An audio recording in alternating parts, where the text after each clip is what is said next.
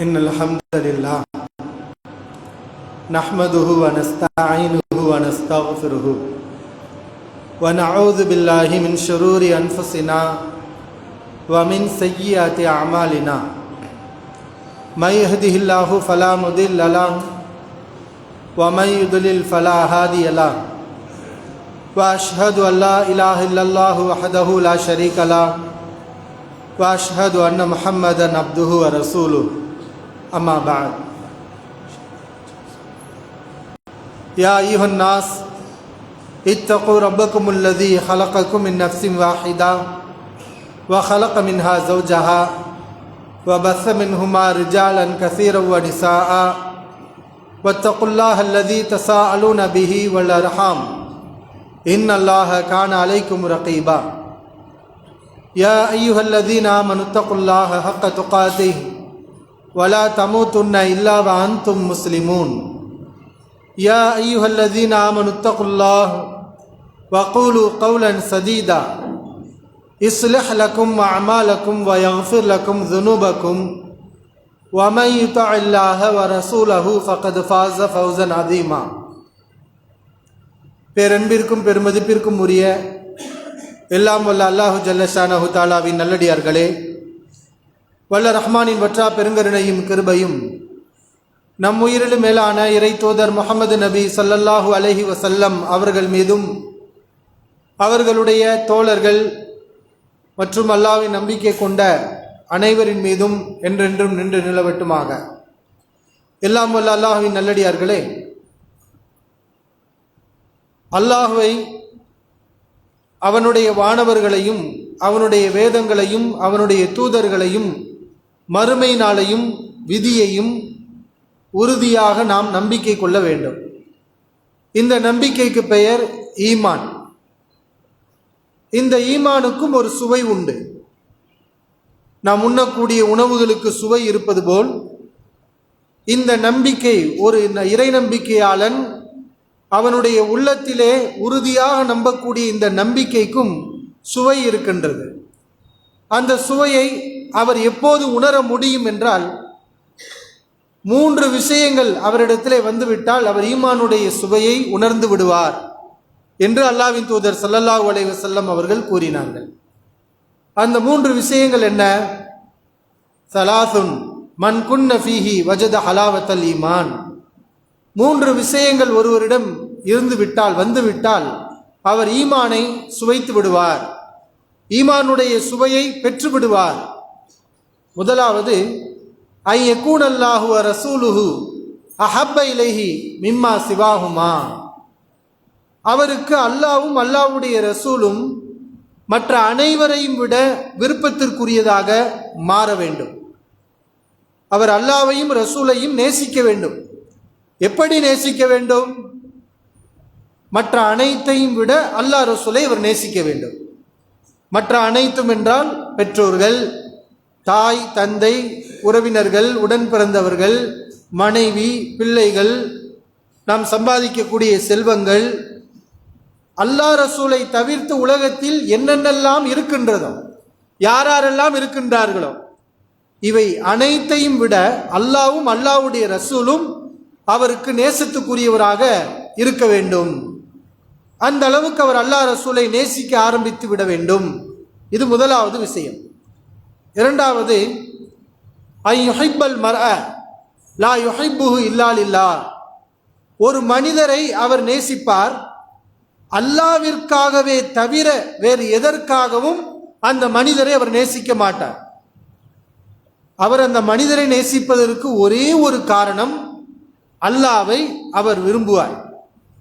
அல்லாஹ் என்ற அந்த காரணம்தான் இவரை நேசிப்பதற்கும் காரணம். மூன்றாவது, ஐ யக்ரஹ யஊத ஃபில் குஃப்ரி கமா யக்ரஹு யுக்தஃப ஃபின்னார். நெருப்பிலே அவர் திருப்பி எரியப்பட்டால், நெருப்பிலே எரியப்பட்டால் அதை அவர் எப்படி வெறுப்பார்? அதை விட ஈமான் கொண்ட பிறகு மறுபடியும் குஃப்ருக்கு செல்வதை அவர் வெறுக்க வேண்டும். குஃபுருக்கு போவதை, ஈமானை விட்டு தடமாறி இணை வைப்புக்குள் செல்வதை அவர் வெறுக்க வேண்டும். எப்படி வெறுக்க வேண்டும்? நெருப்பில் தள்ளப்பட்டால் அதை அவர் எப்படி வெறுப்பார்? அதை ஏற்றுக்கொள்வாரா? அதை கண்டு பயப்படுவார். அதற்கு அவர் முன் செல்ல மாட்டார். அதிலிருந்து தப்பிப்பதற்காகத்தான் அவர் முயற்சிப்பார். அதுபோல் குஃபருக்கு செல்வதை அவர் வெறுக்க வேண்டும். இந்த 3 குணங்களும் ஒரு மூமினிடத்திலே வந்துவிட்டால் வஜத ஹலாவத்தல் ஈமான், அவர் ஈமானுடைய சுவையை சுவைத்து விடுவார் என்று அல்லாஹ்வின் தூதர் ஸல்லல்லாஹு அலைஹி வஸல்லம் அவர்கள் கூறினார்கள். இப்படி ஈமானை சுவைத்த நபித்தோழர்கள் நிறைய பேர் இருக்கிறாங்க. அவர்களில் மிக பொருத்தமானவர், குறிப்பிட்டு சொல்ல வேண்டிய ஒரு சிறப்புக்குரிய தோழர் தான் முஸாப் இப்னு உமைர் ரலியல்லாஹு அன்ஹு அவர்கள். அவர் ஒரு குறைஷி வாலிபர். அவர் எப்படி வாழ்ந்தார்? அல்லாஹ்வின் தூதர் ஸல்லல்லாஹு அலைஹி அவர்கள் சொல்லக்கூடிய இந்த 3 தன்மைகளும் அவரிடத்தில் நிறைந்திருந்தது. அல்லாஹ் ரசூலை நேசித்தார். மற்ற அனைவரையும் விட அல்லாஹ் ரசூலை நேசித்தார். அல்லாஹ் வேண்டுமா தாய் வேண்டுமா என்ற நிலை வரும்போது தாயை விட அல்லாஹ்விற்கு முக்கியத்துவம் கொடுத்தார். அல்லாஹ்வுடைய ரசூல் வேண்டுமா குடும்பம் வேண்டுமா என்ற சூழல் வரும்போது அல்லாஹ்வுடைய ரசூலை அவர் தேர்வு செய்தார். இந்த உலக இன்பங்கள் வேண்டுமா, சொகுசு வாழ்வு வேண்டுமா, அல்லது ஈமான் வேண்டுமா என்ற சோதனை அவருக்கு வைக்கப்படும் போது இந்த ஈமானை அவர் தேர்வு செய்தார். யார் இந்த முஸாப் பின் உமைர் ரலியல்லாஹு அன்ஹு அவர்கள்? அவர் ஒரு குறைஷி வாலிபர். அவர் செல்வ செழிப்பான குடும்பத்தில் பிறந்தவர். அவருடைய தாயும் தந்தையும் இவர் மீது அன்பு கொண்டு நல்ல முறையில் இவரை பராமரித்து வளர்த்து எடுக்கின்றார்கள். அவர் மக்காவிலே வெளியில் வருவார், மெல்லிய ஆடைகளை உடுத்தி கொண்டு வருவார். அவர் மதீனாவும் மக்காவுடைய தெருக்களிலே நடந்து சென்றால் தெருக்களில் நறுமணம் கமலும். உயர் ரக நறுமண பொருட்களை அவர் பயன்படுத்தினார். அவர் உண்ணக்கூடிய உணவு எந்த குறையும் இல்லை, அறுசுவை உணவு. வீட்டிலே மிகச்சிறப்பான கவனிப்பு, தாய் தந்தையர்களுடைய கனிவு, அவர்களுடைய அன்பு, அவர்களுடைய அரவணைப்பு எல்லாமே முஸாப் பின் உமைர் ரலியல்லாஹு அன்ஹு அவர்களுக்கு நிறைவாக இருந்தது. அவர்களுடைய நிறம் சிவப்பு நிறம். இப்படி செல்வத்திலும் செழிப்பிலும் உலக இன்பத்திலும் மிக உயர்ந்த நிலையில் வாழ்ந்து கொண்டிருந்த முஸாப் பின் உமைர் ரலியல்லாஹு அன்ஹு அவர்களுக்கு ஈமான் வருகின்றது.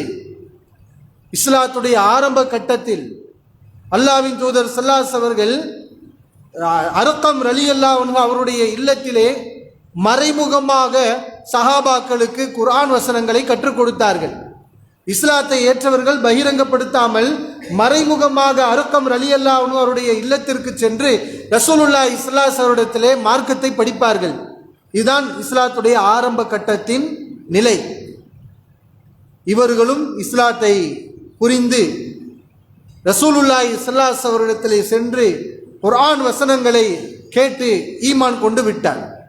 ஆனால் இஸ்லாத்தை பகிரங்கப்படுத்தவில்லை, மறைமுகமாக மார்க்கத்தை கடைபிடித்துக் கொண்டிருக்கிறார். இந்த சூழலில் இந்த விஷயத்தை பார்த்த ஒருவர் முஸாப் ரலியல்லாஹு அன்ஹு அவருடைய பெற்றோரிடத்தில் சென்று தகவலை சொல்கிறார்கள். உங்கள் மகன் முஸ்லீம் ஆகிவிட்டார், அவர் முகமது நபி ஸல்லல்லாஹு அலைஹி அவர்களை ஏற்றுக்கொண்டு விட்டார், நம்பிவிட்டார். இந்த தகவல் வீட்டுக்கு செல்கிறது. அன்பாக சொல்லி பார்க்கிறார்கள் பெற்றோர்கள். அருமை மகனே, உனக்கு நாங்கள் என்ன குறை வைத்தோம்? உணவு கொடுக்கவில்லையா? உடை கொடுக்கவில்லையா? நீ விரும்பியதை உனக்கு நாங்கள் வாங்கி தரவில்லையா? உனக்கு இங்கே என்ன குறை இருக்கிறது? எல்லாமே இருக்கின்றது. எதற்காக நீ அந்த கொள்கையை தேர்வு செய்கிறாய்? வேண்டாம் என்று அன்பாக சொல்லி பார்க்கிறார்கள். முஸாப் ரலியல்லாஹு அன்ஹு அவர்கள் ஈமானை விடவில்லை, உறுதியாக இருக்கிறார்கள்.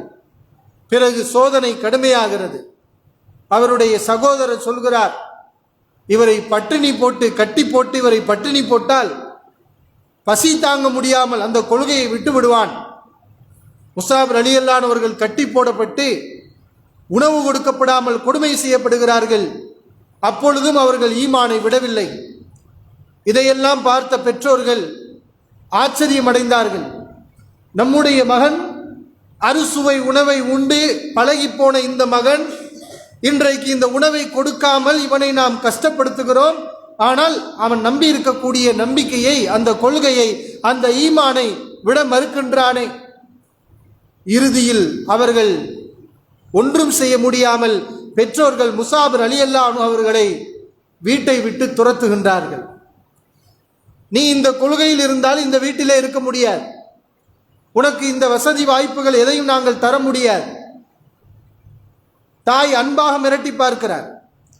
உணவு உண்ணாமல் பட்டினியாக கிடந்து தலைவிரி கோலமாக கிடந்து என்னுடைய அன்பு உன்னை மாற்றுமா என்றெல்லாம் சோதித்து பார்க்கின்றார். ஆனாலும் முஸாப் ரலியல்லாஹு அன்ஹு அவர்கள் தாய் மீது அன்பு இருக்கின்றது. ஆனால் இந்த ஈமான் அவருடைய உள்ளத்திலே ஆழ பதிந்து விட்டது. எனவே அவர்கள் இந்த ஈமானை விட்டு தடம் வரவில்லை. இந்த சோதனைகளில் அவர்கள் உறுதியாக இருந்தார்கள். வீட்டை விட்டு அவர் துரத்தப்படுகின்றார்.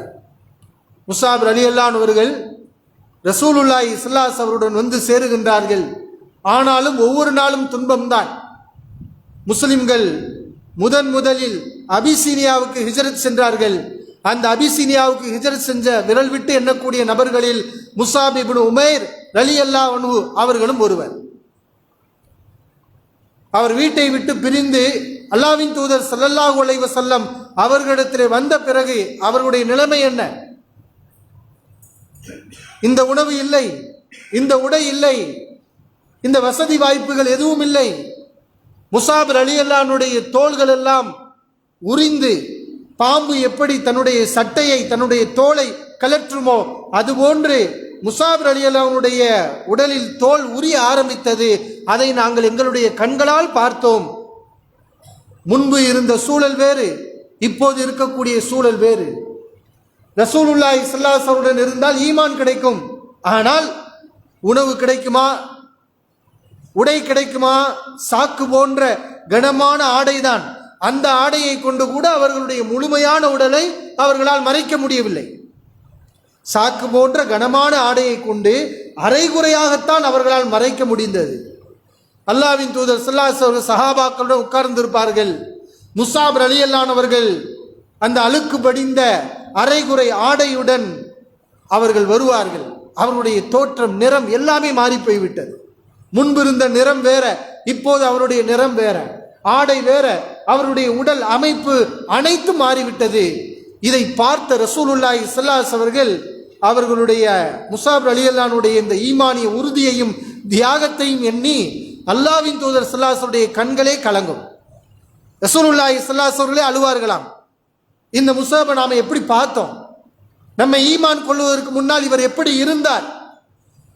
அல்லாஹ்வின் தூதர் ஸல்லல்லாஹு அலைஹி தன்னுடைய கண்களால் பார்த்திருக்கிறார்கள். பலமுறை முஸாப் ரலியல்லாஹு அன்ஹு அவர்களை பார்த்து சொன்னார்கள், உன்னை இதே மக்காவுடைய தெருக்களிலே மிக மெல்லிய ஆடை அணிந்து எப்படிப்பட்ட தோற்றத்தில் உன்னை நான் கண்டேன். அல்லாஹ்வின் தூதர் ஸல்லல்லாஹு அலைஹி அவர்கள் இந்த காட்சியை பார்த்து கண்ணீர் வடித்தார்கள். இது எல்லாவற்றுக்கும் காரணம் ரசூல் ஸல்லல்லாஹு அலைஹி அவர்கள் சொன்னார்களே, ஈமானுடைய சுவை. அவர் ஈமானை சுவைத்து விட்டார். அதனால் அவருக்கு உணவோ, உடையோ, வேறு சுகங்களோ, உலக இன்பங்களோ, குடும்பமோ, தாய் தந்தையோ எதுவுமே பெருசாக தெரியவில்லை. ஏனென்றால் இந்த ஈமானை நான் விட முடியாது. இந்த ஈமானுடைய சுவை அனைத்து சுவையையும் விட உன்னதமானது, அது உயர்ந்தது. இந்த ஈமானுடைய சுவையை ஒரு காலம் நான் இழக்க தயாரில்லை. அந்த ஈமானை அவர்கள் சுவைத்து விட்டார்கள். எனவேதான் இதற்கு முன்னால் மற்ற எந்த பொருள் வந்தாலும் சரி, அவை அனைத்தையும் அவர்கள் தியாகம் செய்தார்கள். சொந்த ஊரை விட்டு விட்டு அபிசீனியாவுக்கு போனாங்க. மக்காவாசிகள் எப்படின்னா நம்மள மாதிரி கிடையாது. நம்ம ராம்நாட்டில் இருப்போம், திடீர்னு எங்கே கோயம்புத்தூர் போயிடுவோம், எந்த ஊருக்கு வேணால் நம்ம போய்க்கிருவோம். ஆனால் மக்காவாசிகள் சொந்த மண்ணை அதிகம் நேசிக்கக்கூடியவர்கள். அப்படிப்பட்ட குறைசி வாலிபர் இந்த முஸாப் பின் உமைர் இந்த மார்க்கத்தை ஏற்று கொடுமை தாங்க முடியாமல் வேறு வழி இல்லாமல் இந்த ஈமானை இழந்துவிடக் கூடாது என்பதற்காக மக்காவை விட்டு போனால் பரவாயில்லை, எங்கேயாவது போவோம், போய் முஸ்லிமாக இருப்போம், ஈமானோட வாழ்ந்து மரணிப்போம் என்பதற்காக அவர் அபிசீனியாவுக்கு போனார். அங்கு போய் எவ்வளவு பிரச்சனைகளை சந்திச்சாங்க. அதற்கு பிறகு குறைஷிகள் இஸ்லாத்தை ஏற்றுக்கொண்டு விட்டார்கள், முஸ்லீமாகி விட்டார்கள். மக்காவில் பிரச்சனையெல்லாம் சரியாயிருச்சு, ஒரு வதந்தி பரவுது. அது உண்மை இல்லை, வதந்தி பரவுது. இந்த வதந்தியை நம்பித்தான் அபிசீனியாவுக்கு ஹிஜ்ரத் போன அந்த சில சஹாபாக்கள் மறுபடியும் மக்காவுக்கு வர்றாங்க. திரும்பி வந்து பார்த்தா நிலைமை இன்னும் மோசமா இருக்கு. இந்த கஷ்டத்துக்கு மத்தியில், துன்பத்துக்கு மத்தியில், சோதனை காலகட்டத்தில் அல்லாஹ்வின் தூதர் ஸல்லல்லாஹு அவர்களுடன் வாழ்ந்தவர் தான் முஸாப் பின் உமைர் ரலியல்லாஹு அன்ஹு. அல்லாஹ்வின் தூதர் ஸல்லல்லாஹு அலைஹி வஸல்லம் மக்காவுல 13 வருடங்கள் எவ்வளவு துன்பப்பட்டார்கள். ரசூல் ஸல்லல்லாஹு அலைஹி வஸல்லம் சேர்ந்து அவ்வளவு துன்பங்களிலும் கஷ்டப்பட்டவர், பங்கெடுத்தவர் முஸாப் பின் உமைர் ரலியல்லாஹு அன்ஹு அவர்கள்.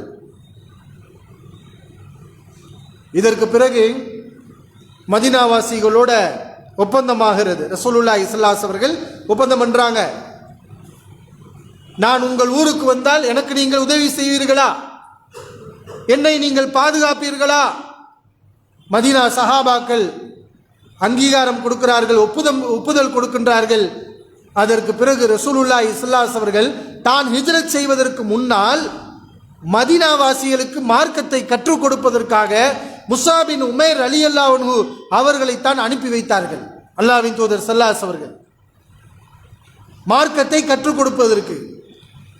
இந்த வாலிபர், இந்த இளைஞர் அல்லாஹ்வின் தூதர் ஸல்லல்லாஹு அலைஹி வஸல்லம் வந்து குர்ஆனை அதிகமாக கற்றுக்கொண்டார். குர்ஆனையும் குர்ஆனுடைய விளக்கங்களையும் வஹி செய்திகளை அதிகமாக கற்றுக்கொண்டார்.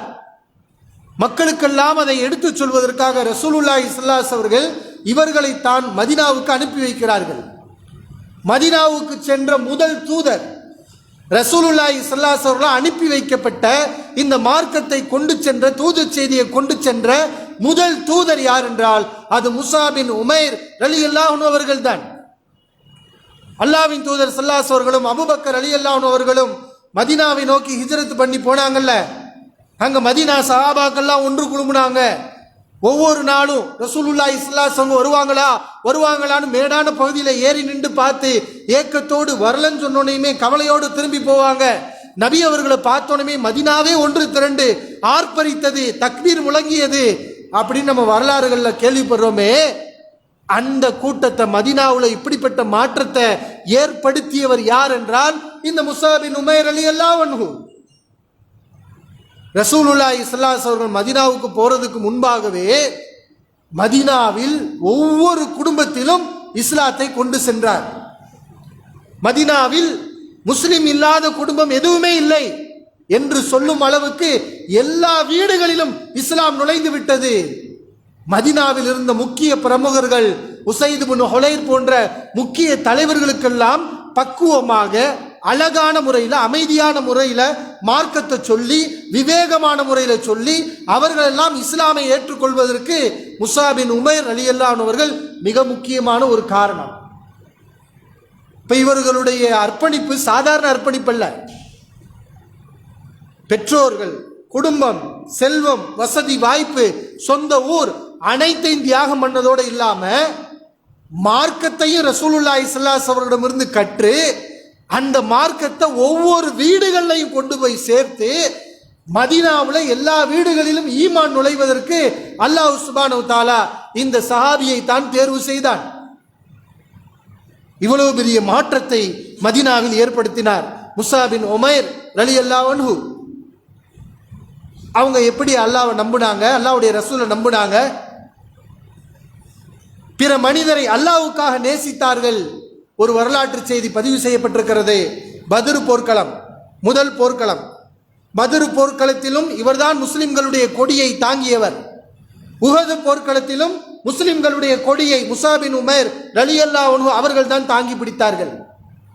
பத்ர் போர்க்களத்திலே நிலைமை என்ன? முஸ்லிம்களுக்கு வெற்றி. எதிரிகள் கைதிகளாக பிடிக்கப்பட்டு இருக்கின்றார்கள். அந்த எதிரிகளில், முஸ்லிம்களை எதிர்த்து வந்த, சண்டையிட வந்த எதிரிகளில் கைதிகளாக முஸ்லிம்களிடம் பிடிக்கப்பட்டிருக்கக்கூடிய இந்த கைதிகளில் முஸாப் ரலியல்லாஹு அன்ஹு அவருடைய சகோதரர் அபு உஸைர் என்பவரும் கைதியாக பிடிக்கப்பட்டிருக்கிறார். அவரை ஒரு அன்சாரி கைதியாக பிடித்திருக்கின்றார். முஸாப் ரலியல்லாஹு அன்ஹு ஒரு முஹாஜிர், ஒரு அன்சாரி தன்னுடன் பிறந்த தன்னுடைய இரத்த பந்த சகோதரனை கைதியாக பிடித்திருக்கின்றார். முஸாப் ரலியல்லாஹு அன்ஹு அவர்கள் அவ்விருவரையும் கடந்து செல்கின்றார்கள். தன்னுடன் பிறந்த சகோதரன் இருக்கின்றான். இந்த நேரத்திலே பொதுவாக மனிதர்கள் எப்படி நடந்து கொள்வார்கள்? அந்த பழைய பாசம் வருமா இல்லையா? உடன் பிறந்த ஒரே தாயுடைய பிள்ளைகள், என் சகோதரனே எப்படி இருக்கின்றாய், நன்றாக இருக்கின்றாயா என்பது போன்ற வார்த்தைகள் ஒரு மனிதனிடத்தில் இயல்பாக வெளிப்படும். ஆனால் முஸாப் ரலியல்லாஹு அன்ஹு அவர்கள் தன்னுடைய சகோதரனை பார்க்கின்றார்கள், உடன் பிறந்த சகோதரனை பார்க்கின்றார்கள். அவன் கைதியாக ஒரு அன்சாரி தோழரிடத்திலே பிடிக்கப்பட்டிருக்கின்றான். இந்த நேரத்திலே அந்த அன்சாரி தோழரை பார்த்து முஸாப் ரலியல்லாஹு அன்ஹு அவர்கள் சொன்னார்கள், என் சகோதரனே இவரை கெட்டியாக பிடித்துக்கொள். அன்சாரி தோழரை பார்த்து, என் சகோதரனே இவனை நீ கெட்டியாக பிடித்துக்கொள், ஏனென்றால் இவனுக்கு ஒரு தாய் உண்டு. அந்த தாய் எப்படிப்பட்ட பொருளையும் எவ்வளவு பொருளையும் கொடுத்து இவனை அவள் விடுவித்து விடுவாள். உனக்கு நல்ல பணம் கிடைக்கும், இவனை விட்டு விடாதே, கெட்டியாக பிடித்துக்கொள். இவன் வசதி வாய்ப்பு உள்ளவன், உனக்கு பலனாக இருக்கும் என்று தன் சகோதரரை, எந்த அன்சாரி தோழர், அந்த அன்சாரி தோழரை பார்த்து இப்படி சொல்கின்றார். அப்ப அபு உசைர் அவர் கேட்டார், என் சகோதரனை, முஸாப் ரலியல்லாஹு அவங்கள பார்த்து அவர் சொல்றார், என் சகோதரனை நீண்ட நாள் கழித்து நாம் சந்திக்கின்றோம், என்னை பார்த்தவுடன் நீ இப்படி பேசுகின்றாயே, இதுதான் உன் சகோதரனுக்கு நீ செய்யக்கூடிய உபதேசமா? உன் சகோதரத்தில் இப்படித்தான் நீ பேசுவாயா அப்படின்னு சொல்லும்போது முஸாப் ரலியல்லாஹு அன்ஹு அவர்கள் சொன்னார்கள், நீ என்னுடைய சகோதரன் அல்ல, உன்னை கைதியாக பிடித்திருக்கின்றாரே இந்த அன்சாரி, இவர்தான் என்னுடைய சகோதரர். நீ என்னுடைய சகோதரன் அல்ல. நீ என்னுடன் பிறந்தால் என் சகோதரனா? இவர் என்னுடன் பிறக்கவில்லை, ஆனால் இவர் என்னுடைய சகோதரன். ஏன்? இவர் ஈமான் கொண்டவர், நானும் ஈமான் கொண்டிருக்கிறோம். நீ அல்லாஹ்வின் தூதர் ஸல்லல்லாஹு அலைஹி அவர்களை எதிர்த்து போரிடுவதற்கு வந்திருக்கிறாய், அல்லாஹ்வுக்கு எதிராகவும் அல்லாஹ்வுடைய ரசூலுக்கு எதிராகவும் வந்திருக்கின்றாய். நீ எப்படி என்னுடைய சகோதரன் ஆவாய்? நீ என்னுடைய சகோதரன் இல்லை என்று சொன்னவர் முஸாப் ரலியல்லாஹு அன்ஹு அவர்கள். இதெல்லாம் நமக்கு என்ன உணர்த்துகிறது? அல்லாஹ்வின் தூதர் ஸல்லல்லாஹு அலைஹி அவர்கள் சொன்னார்களே, ஒரு மனிதரை அல்லாஹ்விற்காகவே தவிர வேறு எதற்காகவும் நேசிக்க மாட்டார், இது ஈமானுடைய சுவை என்று முஸாப் ரலியல்லாஹு அன்ஹு அன்சாரி தோழரை நேசித்தார், உடன் பிறந்த சகோதரனை நேசிக்கவில்லை. ஏன்? இவன் எதிரி, நான் ஏற்று இருக்கக்கூடிய கொள்கையை அழிப்பதற்காக வந்திருக்கின்றான், அல்லாஹ் ரசூலை எதிர்ப்பதற்காக சண்டையிடுவதற்காக வந்திருக்கின்றான். இவன் என்னுடன் பிறந்தால் எப்படி என் சகோதரனாக இருப்பான்? இவன் என்னுடைய சகோதரன் அல்ல. இந்த அன்சாரி தோழர் யாரோ எவரோ வெளியூர் வாசி, என்னுடன் பிறவாதவர், ஆனால் நாங்கள் கொள்கையால் ஒன்று சேர்ந்திருக்கிறோம். அவரும் அல்லாஹ் ரசூலை நம்புகிறார், நாங்களும் அல்லாஹ் ரசூலை நம்புகிறோம், இவர்தான் என்னுடைய சகோதரர் என்ற அந்த ஈமான் இருக்கிறதே, இது எதனால் வந்தது? அந்த ஈமானுடைய சுவை. ஈமானை சுவைத்து விட்டால் இப்படிப்பட்ட மாற்றங்களை எல்லாம் நம்மால் பார்க்க முடியும். இப்ப இதற்கு பிறகு இன்னொரு போர்க்களம், பத்ர் போர் முடிஞ்சு உஹது போர்க்களம் வருது அடுத்த வருஷம். இந்த உஹது போர்க்களத்திலே முஸ்லிம்களுக்கு மிகப்பெரிய சோதனை. அப்படியே பத்ருடைய ரிசல்ட் மாற்றமா நேர் எதிராக நடக்கிறது. 70க்கும் மேற்பட்ட சஹாபாக்கள் கைதிகளாக பிடிக்கப்படுறாங்க. பல சஹாபாக்கள் கொல்லப்பட்டு ஷஹீதுகளாக கிடக்கிறாங்க. இதுல முஸாப் பின் உமைர் ரலியல்லாஹு அன்ஹு முஸ்லிம்களுடைய கொடியை தாங்கி நின்றவர். அவர்தான் முஸ்லிம்களுடைய கொடியை ஏந்தி நிற்கின்றார். படை, இஸ்லாமிய படை சிதறுண்டு. அல்லாஹ்வின் தூதர் ஸல்லல்லாஹு அலைஹி அவர்களை விட்டு முஸ்லிம்கள் பிரிந்து ஓடுகிறார்கள். ஆனால் முஸாப் ரலியல்லாஹு அன்ஹு அவர்கள் ஓடாமல் களத்திலே கொடியை பிடித்துக் கொண்டு இருக்கின்றார்கள். இப்னு தமிஆ என்பவன் முஸாப் ரலியல்லாஹு அன்ஹுடைய வலதுகையை வெட்டுகின்றான். கை துண்டாக கீழே போகிறது. தன்னுடைய இடது கையால் அந்த கொடியை அவர் ஏந்தி பிடிக்கின்றார். இடது கையும் வெட்டப்படுகிறது. அவர் கீழே சடலமாக சரிக்கப்படுகின்றார், ஷஹீதாகின்றார். உஹது போர்க்களத்திலே அவர் ஷஹீதாகின்றார். அவருக்கு வயது 40 வயது. இளைஞராக இஸ்லாத்திற்கு வந்தார். இந்த மார்க்கத்துக்கு தியாகங்களை செய்தார். இந்த மார்க்கத்தை கற்றார். இந்த மார்க்கத்தை மக்களுக்கெல்லாம் எடுத்து சொல்லி இஸ்லாமிய மார்க்கத்தை வளர்த்தார். தன்னுடைய உயிரையும் எல்லா தியாகத்தையும் செஞ்சாச்சு. இப்போ மிஞ்சுறது என்ன? கடைசியில் உயிர் தானே. அல்லாஹ்வுக்காக செல்வத்தை கொடுத்தாச்சு, அல்லாஹ்வுக்காக அத்தாமாவை தியாகம் பண்ணியாச்சு, அல்லாஹ்வுக்காக சொந்த ஊரை தியாகம் பண்ணியாச்சு, அல்லாஹ்வுக்காக சிரமங்களை, கஷ்டங்களை, ஏழ்மையை, வறுமையை, பசிய எல்லாத்தையும் தாங்கியாச்சு. இப்போ மிஞ்சி இருக்கிறது இந்த உயிர். அதையும் அல்லாஹ்வுக்காக அவர் கொடுத்து விட்டார், ஷஹீதாகி விட்டார். அவரிடத்தில் ஒரே ஒரு போர்வை மட்டும்தான் இருந்தது. அதுதான் அவர்களுக்கு கஃனிடுவதற்கு ஆடை. நம்மள மாதிரி கிடையாது. கஃன்னா கடையில் போய் காசை கொடுத்து நம்ம எத்தனை துணி வேணால் இன்றைக்கி வாங்கிட்டு வந்துடுவோம். உடுத்துறதுக்கே நம்ம நிறைய துணியை வச்சுருக்கிறோம். ஆனால் ரசூலுல்லாஹி ஸல்லல்லாஹு அலைஹி வஸல்லம் காலத்தில் ஒவ்வொருத்தவங்களும் ஒரு ட்ரெஸ்ஸு தான் வச்சுருந்தாங்க. ஒரு ஆடை தான் அவர்களுக்கு இருக்கும். நம்ம வச்சிருக்க மாதிரி 10-15 ஆடைகள் எல்லாம் அவர்களுக்கு இல்லை. ஏழ்மை, வறுமை. முஸாப் ரலியல்லாஹு அன்ஹு ஒரே ஒரு போர்வையை அவர் வைத்திருக்கின்றார். அவருடைய உடலை மூடுவதற்கு, கஃனிடுவதற்கு அந்த துணியை கொண்டுதான் சஹாபாக்கள் உடலை மூடுகிறார்கள். நாங்கள் தலையை மூடினோம், அவருடைய கால் வெளியே தெரிந்தது. அவருடைய காலை நாங்கள் மூடினோம், அவருடைய தலை வெளியே தெரிந்தது. அவரை கஃனிடுவதற்கு ஒரு ஆடை கூட எங்களுக்கு கிடைக்கவில்லை. இவ்வளவு பெரிய தியாகிக்கு இந்த உலகத்திலே கஃனிடுவதற்கு ஒரு ஆடை இல்லை. ஏனென்றால் அவர்கள் இதை எதிர்பார்த்து வாழவில்லை. அவர்களுடைய லட்சியம் மறுமை, சொர்க்கம். அல்லாஹ்வுடைய மார்க்கத்துக்காக நம்மாலான ஒரு தியாகத்தை செய்ய வேண்டும். அல்லாஹ் நம்மை அவனுடைய மார்க்கத்தை வளர்ப்பதற்கு ஒரு கருவியாக அவன் நம்மை பயன்படுத்திக் கொள்ள வேண்டும் என்பதுதான் அவர்களுடைய ஆவலாக இருந்தது. இந்த சம்பவத்தை அப்துர் ரஹ்மான் இப்னு அவுஃப் ரலியல்லாஹு அன்ஹு அவர்கள் பிற்காலத்திலே நினைவு கூறுகின்றார்கள். அவர்கள் நோன்பு திறக்கக்கூடிய நேரத்தில் அவர்களுக்கு முன்னால் பல வகையான உணவுகள் கொண்டு வந்து வைக்கப்படுகிறது. அந்த உணவுகளை பார்த்தவுடன் அவருக்கு அழுகை வருகிறது. நோன்பு திறக்க போகின்றார், உணவு கொண்டு வரப்பட்டிருக்கிறது. இந்த உணவை பார்த்தவுடன் அவருக்கு அழுகை வருகிறது. முஸாப் பின் உமைர், இன்றைக்கு நாம் என்ன உணவுகளை சாப்பிடுகின்றோம்? ஆனால் நம்முடைய நண்பர் முஸாப் பின் உமைர் இந்த உலகத்தில் எவ்வளவு தியாகங்களை செய்தார், ஷஹீதாக மரணித்தார். அவரை மூடுவதற்கு ஒரு ஆடை கூட கிடைக்கவில்லையே. ஆனால் இன்றைக்கு நாம் எப்படி வாழ்ந்து கொண்டிருக்கிறோம் என்று முஸாப் ரலியல்லாஹு அன்ஹுடைய தியாகத்தை எண்ணி அப்துர் ரஹ்மான் இப்னு அவுஃப் ரலியல்லாஹு அன்ஹு அழுது விட்டார்கள். அந்த கவலையில் அந்த உணவை அவர்களால் உண்ணவே முடியவில்லை. அவ்வளவு கவலை. அவர்கள் சொன்னார்கள், எங்களில் 2 சாரார் இருக்கிறோம். சஹாபாக்கள்ல நாங்கள் 2 சாரார் இருக்கிறோம். ஒரு சாரார் யாருன்னா, இந்த மார்க்கத்துக்காக நாங்கள் தியாகம் செஞ்சு அதனுடைய பலனை இந்த உலகத்திலேயே நாங்கள் அனுபவித்து கொண்டிருக்கிறோம். அல்லாஹ் வெற்றியை கொடுத்து மார்க்கத்தை வளர்த்து போர் செல்வங்கள் கிடைத்து வசதி வாய்ப்புகள் எல்லாம் வந்து ஆரம்பத்தில் தியாகம் பண்ணோம். பின்னாடி அல்லாஹ் சுப்ஹானஹு வ தஆலா உலகத்திலேயே எங்களுக்கு அதனுடைய பலனை கொடுத்தான். இப்படிப்பட்ட ஒரு சாரார் எங்களில் உண்டு. ஆனால் எங்களில் இன்னொரு சாரார் இருக்கிறார்கள். அவர்கள் இந்த மார்க்கத்துக்காக அரும்பெரும் தியாகங்களை செய்தவர்கள், எல்லா வகையிலான தியாகத்தையும் புரிந்தவர்கள்.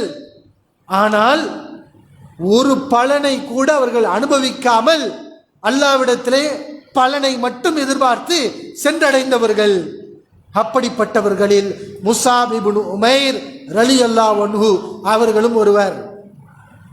அவருடைய வாழ்க்கையெல்லாம் தியாகம்தான். இஸ்லாத்துக்கு வந்து எதையாவது அனுபவித்தாரா என்றால் அவர் எதையும் அனுபவிக்கவில்லை. அல்லாஹ் ரப்புல் ஆலமீன் இவர்கள் போன்றவர்கள் விஷயத்தில் தான் அல் குர்ஆனுடைய ஆயத்தை இறக்கினான். மினல் முஃமினீன ரிஜாலுன், இறை நம்பிக்கையாளர்களில் சிலர் இருக்கிறார்கள், சதகு மா ஆஹதுல்லாஹ் அலை, அல்லாஹ்விடத்திலே செய்த உடன்படிக்கையை அவர்கள் உண்மைப்படுத்தி விட்டார்கள். ஃபமின்ஹும் மன் கதா நஹபஹு வ மின்ஹும் மை யன்ததிர், அவர்களில் சிலர் தன்னுடைய லட்சியத்தை அடைந்தவர்களும் இருக்கின்றார்கள்.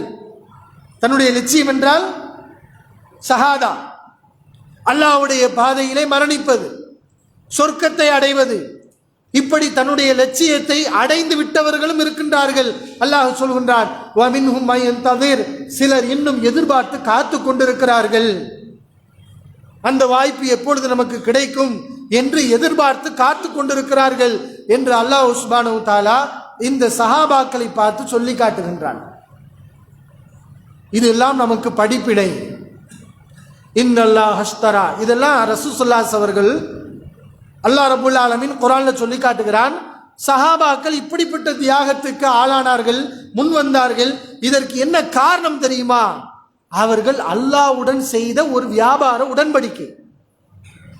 அல்லாஹ்வுடன் அவர்களுக்கு ஒரு ஒப்பந்தம் இருக்கின்றது, வியாபாரம், பிசினஸ். என்ன பிசினஸ்? அல்லாஹ்வே சொல்லி காட்டுறான், இன்னல்லாஹ் அஷ்தரா மினல் முஃமினீன் அன்ஃபுஸஹும் வ அம்வாலஹும் பிஅன்ன லஹுமுல் ஜன்னah. அல்லாஹ் இந்த இறை நம்பிக்கையாளர்களிடமிருந்து அவர்களின் உயிர்களையும் உடைமைகளையும் விலைக்கு வாங்கி கொண்டான். பிஅன்ன லஹுமுல் ஜன்னah, அவர்களுக்கு சொர்க்கத்தை தருவதாக கூறி. உங்களுக்கு சொர்க்கம் உண்டு, உங்களுக்கு நான் சொர்க்கம் தருகிறேன், எனக்கு நீங்கள் என்ன தருவீர்கள்? உங்கள் உயிரை தருவீர்களா? உங்கள் செல்வங்களை கொடுப்பீர்களா? நான் உங்களுக்கு சொர்க்கத்தை தருகிறேன். சஹாபாக்கள் அல்லாஹ்விடத்தில் இந்த வியாபார ஒப்பந்தம் செய்தார்கள். யா அல்லாஹ், உனக்காக நாங்கள் எங்கள் உயிரை கொடுக்கிறோம், உனக்காக நாங்கள் எங்கள் செல்வங்களை கொடுக்கிறோம், எனக்காக நீ சொர்க்கத்தை கொடு.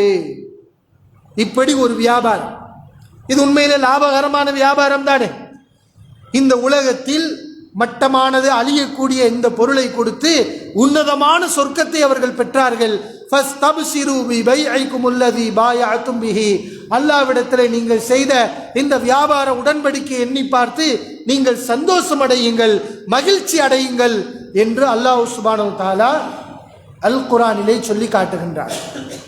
எனவே அன்பான சகோதரர்களே, அல்லாஹ்வின் நல்லடியார்களே, இப்படிப்பட்டவர்கள், ஈமானுடைய சுவையை உணர்ந்தவர்கள், இது போன்ற ஒரு ஈமானிய வலிமை மிக்கவர்களாக, அல்லாஹ் ரசூலை நேசிக்கக்கூடியவர்களாக, அல்லாஹ்வுக்காக ரசூலுக்காக பிற மனிதர்களை நேசிக்கக்கூடியவர்களாக, குஃபுரை வெறுக்கக்கூடியவர்களாக அல்லாஹ் ரப்புல் ஆலமீன் நம் அனைவரையும் ஆக்கி அருள் புரிவானாக. வாஹிரு தாவானா அல்ஹம்துலில்லாஹி ரப்பில் ஆலமீன்.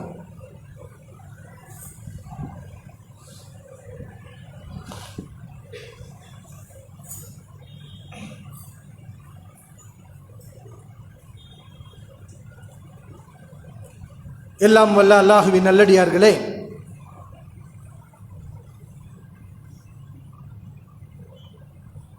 குறைஷிகள் அல்லாஹ்வை நிராகரித்தார்கள், ரசூலுல்லாஹி ஸல்லல்லாஹு அலைஹி வஸல்லம் அவர்களை நிராகரித்தார்கள். அவர்களுடைய உள்ளத்திலே ஈமான் என்பதே இல்லை.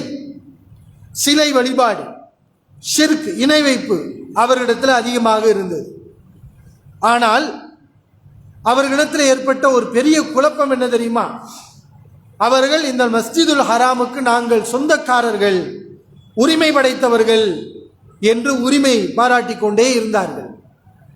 அல்லாஹ் ரப்புல் ஆலமீன் அவர்கள் விஷயத்திலே குர்ஆன் ஆயத்துக்களை இறக்கினான். இன்னமல் முஷ்ரிகூன நஜஸும், இணை வைக்கக்கூடியவர்கள் அசுத்தமானவர்கள். ஃபலா யக்ரபுல் மஸ்ஜிதல் ஹராம், அவர்கள் மஸ்ஜிதுல் ஹராமை நெருங்கக்கூடாது அல்லாஹ் சுப்ஹானஹு வ தஆலா அவர்கள் விஷயத்திலே சொன்னான்.